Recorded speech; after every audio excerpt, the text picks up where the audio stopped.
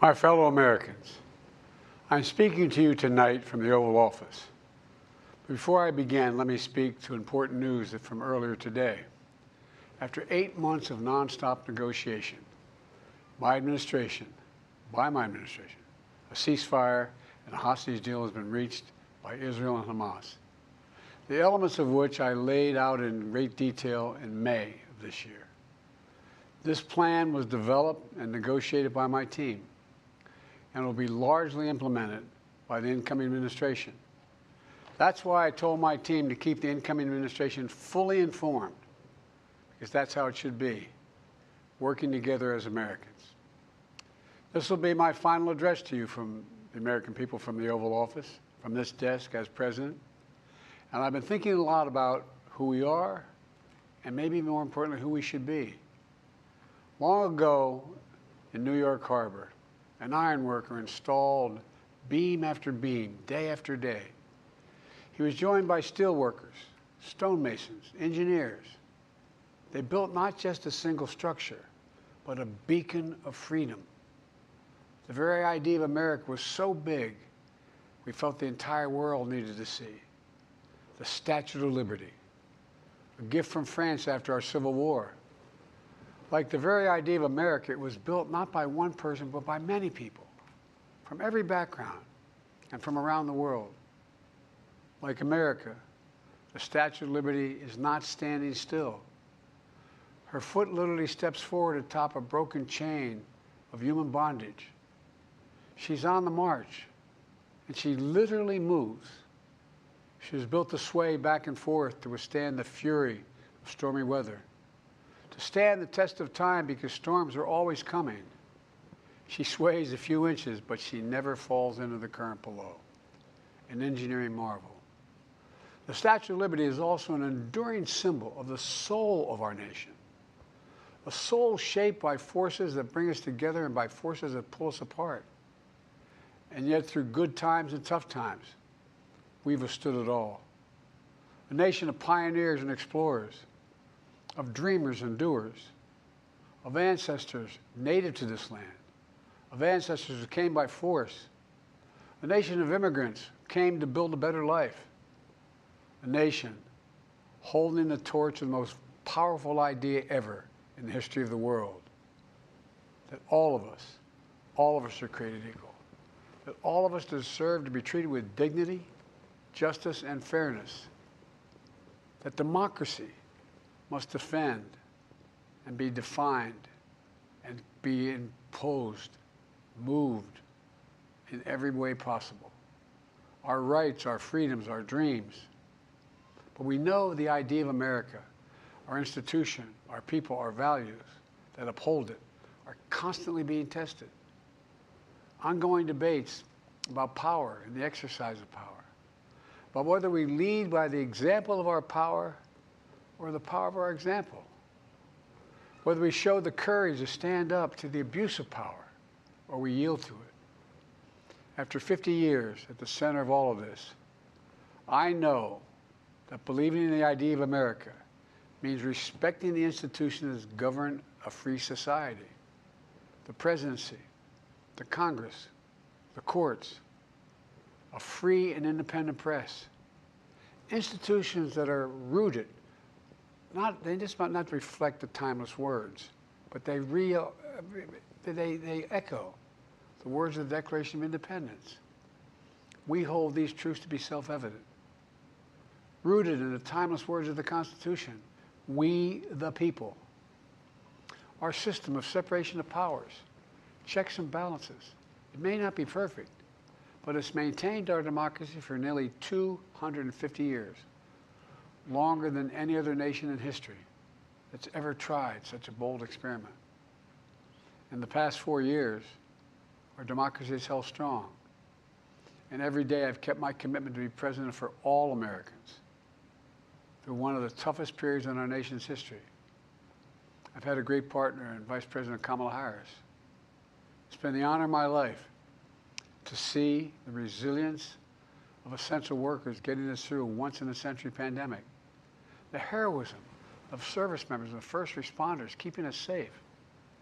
The determination of advocates standing up for our rights and our freedoms, instead of losing their jobs to an economic crisis that we inherited. Millions of Americans now have the dignity of work.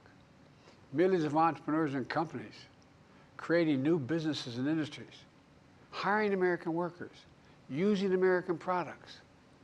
And together, we've launched a new era of American possibilities. One of the greatest modernizations of infrastructure in our entire history, from new roads, bridges, clean water, affordable high-speed internet for every American. We invented the semiconductor, smaller than the tip of my little finger, and now is bringing those chip factories and those jobs back to America where they belong, creating thousands of jobs. Finally, giving Medicare the power to negotiate lower prescription drug prices for millions of seniors. And finally, doing something to protect our children and our families by passing the most significant gun safety law in 30 years and bringing violent crime to a 50-year low, meeting our sacred obligation to over 1 million veterans so far who are exposed to toxic materials, and to their families, providing medical care and education benefits and more for their families. You know, it will take time to feel the full impact of all we've done together. But the seeds are planted, and they'll grow and they'll bloom for decades to come. At home, we've created nearly 17 million new jobs, more than any other single administration, a single term. More people have health care than ever before. And overseas, we've strengthened NATO. Ukraine is still free. And we pulled ahead of our competition with China, and so much more. I'm so proud of how much we've accomplished together for the American people. And I wish the incoming administration success, because I want America to succeed. That's why I've upheld my duty to ensure a peaceful and orderly transition of power, to ensure we lead by the power of our example. I have no doubt that America is in a position to continue to succeed. That's why my farewell address tonight, I want to warn the country of some things that give me great concern. This is a dangerous and that's a dangerous concentration of power in the hands of a very few ultra-wealthy people. And the dangerous consequences if their abuse of power is left unchecked. Today, an oligarchy is taking shape in America of extreme wealth, power, and influence that literally threatens our entire democracy, our basic rights and freedoms, and a fair shot for everyone to get ahead. We see the consequences all across America, and we've seen it before, more than a century ago. But the American people stood up to the robber barons back then and busted the trusts. They didn't punish the wealthy. They just made the wealthy play by the rules everybody else had to. Workers want rights to earn their fair share. You know, they were dealt into the deal, and it helped put us on a path to building the largest middle class, the most prosperous century any nation in the world has ever seen. And we've got to do that again. In the last 4 years, that is exactly what we've done. People should be able to make as much as they can, but play by the same rules. Pay their fair share of taxes. So much is at stake. Right now, the existential threat of climate change has never been clearer. Just look across the country, from California to North Carolina. That's why I signed the most significant climate and clean energy law ever in the history of the world, and the rest of the world is trying to model it now. It's working, creating jobs and industries of the future. Now, we've proven we don't have to choose between protecting the environment and growing the economy. We're doing both. The powerful forces want to wield their unchecked influence to eliminate the steps we've taken to tackle the climate crisis, to serve their own interest for power and profit. We must not be bullied into sacrificing the future of our children and our grandchildren. We must keep pushing forward and push faster. There's no time to waste. It's also clear that American leadership in technology is an unparalleled source of innovation that can transform lives. We see the same dangers of the concentration of technology, power, and wealth. You know, his farewell address, President Eisenhower spoke of the dangers of the military-industrial complex. He warned us then about, and I quote, the potential for the disastrous rise of misplaced power, end of quote. 6 decades later, I'm equally concerned about the potential rise of a tech-industrial complex that could pose real dangers for our country as well. Americans are being buried under an avalanche of misinformation and disinformation, enabling the abuse of power. The free press is crumbling. Editors are disappearing. Social media is giving up on fact-checking. The truth is smothered by lies told for power and for profit. We must hold the social platforms accountable to protect our children, our families, and our very democracy from the abuse of power. Meanwhile, artificial intelligence is the most consequential technology of our time, perhaps of all time. Nothing offers more profound possibilities and risks for our economy and our security, our society, for humanity. Artificial intelligence even has the potential to help us answer my call to end cancer as we know it. But unless safeguards are in place, AI could spawn new threats to our rights, our way of life, to our privacy, how we work, and how we protect our nation. We must make sure AI is safe and trustworthy and good for all humankind. In the age of AI, it's more important than ever that the people must govern. And as the land of liberty, America, not China, must lead the world in the development of AI. You know, in the years ahead, it'll help to be, it's going to be up to the president, the presidency, the Congress, the courts, the free press, and the American people to confront these powerful forces. We must reform the tax code, not by giving the biggest tax cuts to billionaires, but by making them begin to pay their fair share. We need to get dark money. That's that hidden funding behind too many campaigns contributions. We need to get it out of our politics. We need to enact an 18-year time limit, time and term, for the strongest ethics reforms for our Supreme Court. We need to ban members of Congress from trading stock while they're in the Congress. We need to amend the Constitution to make clear that no president is immune from crimes that he or she commits while in office. The president's power is not limited. It's not absolute, and it shouldn't be. And in a democracy, there's another danger to the concentration of power and wealth. It erodes a sense of unity and common purpose. It causes distrust and division.